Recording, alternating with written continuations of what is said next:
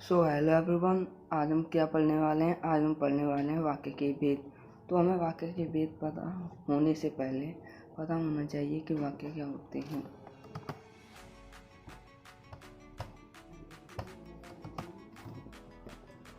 तो शब्दों का सार्थक एवं भावपूर्ण समूह। उदाहरण, राम खाना खाता है। तो शब्दों का सार्थक एवं भावपूर्ण मतलब सार्थक और भावपूर्ण का मतलब क्या है यहाँ पर। तो सार्थक और भावपूर्ण का मतलब ये है कि जैसे मैं आपसे कहूँ राम गया सोया खाना पिया, क्या कुछ को ई सेंस है इस बात का? नहीं है ना।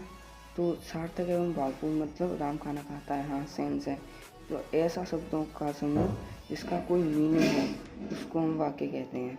तो अब हम वाक्य के भेद की तरफ बढ़ते हैं। वाक्य के भेद दो आधार पर निर्धारित हैं, अर्थ के आधार पर, रचना के आधार पर। तो क्लास 10th में हमें रचना के आधार पर पढ़नी है, और उससे आगे बढ़ने से पहले मैं आपको सिर्फ बताना चाहता हूँ कि अर्थ के आधार पर कितने भेद हैं वो हमें पता होने चाहिए। तो अर्थ के आधार पर विधानवाचक, निषेधवाचक, प्रश्नवाचक, इच्छावाचक, आज्ञावाचक, संदेहवाचक, संकेतवाचक, विस्मयवाचक। तो ये 8 भेद हैं। और जो है अब हम जो है रचना के आधार पर भेद कितने प्रकार के होते हैं उन्हें देखते हैं। तो रचना के आधार पर सरल वाक्य, संयुक्त वाक्य एवं मिश्र वाक्य।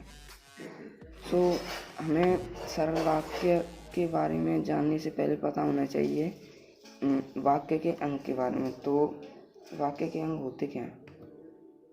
वाक्य के 2 अंग होते हैं, उद्देश्य एवं विधेय। तो मैं आपको बता दूं कि उद्देश्य जिसके बारे में कुछ कहा जाए, मतलब जो कुछ भी कहा जा रहा है वो उद्देश्य के बारे में कहा जा रहा है। जो हो रहा है ना वो, जैसे यहाँ पर राम खाना खाता है तो राम के बारे में ये खाना खाता है कहा गया है। तो राम क्या है यहाँ पर? उद्देश्य है। और विधेय क्या है? जो कुछ भी कहा जाता है उद्देश्य के बारे में। तो खाना खाता है ये विधेय है।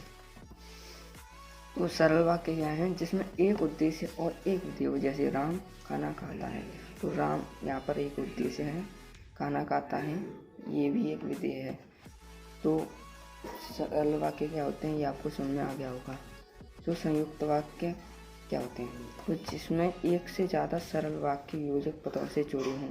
मैं स्कूल नहीं आया था क्योंकि मुझे बुखार था।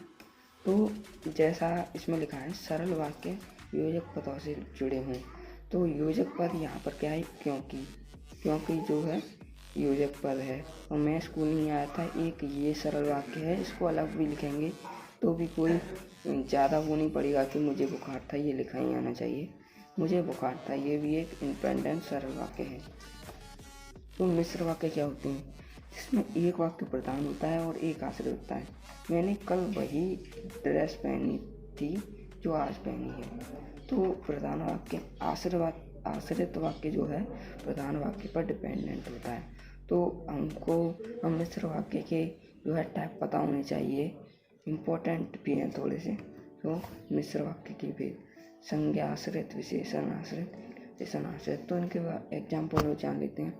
राम ने मुझसे कहा था कि उसकी माँ बीमार है। ये जो है संज्ञा आश्रित मिश्र वाक्य है। और विशेषण आश्रित में क्या है? मेरे पास एक सिक्का है जो बहुत पुराना है। जहाँ पर जो है सिक्के की जो है विशेषता बताई है कि वो बहुत पुराना है। तो संज्ञा की विशेषता बताने वाले शब्दों को विशेषण कहते हैं। तो क्या विशेषण आश्रित में क्या है? मेरे स्कूल में जाते ही घंटी बज गई। उसके में घुसती घंटी बज गई मतलब यहाँ पर क्रिया की विशेषता बताई गई है कि बजना, और जाते ही उसकी जो है घंटी बज गई। तो आशा करता हूँ आपको वीडियो पसंद आएगी। तो थैंक्स फॉर वॉचिंग।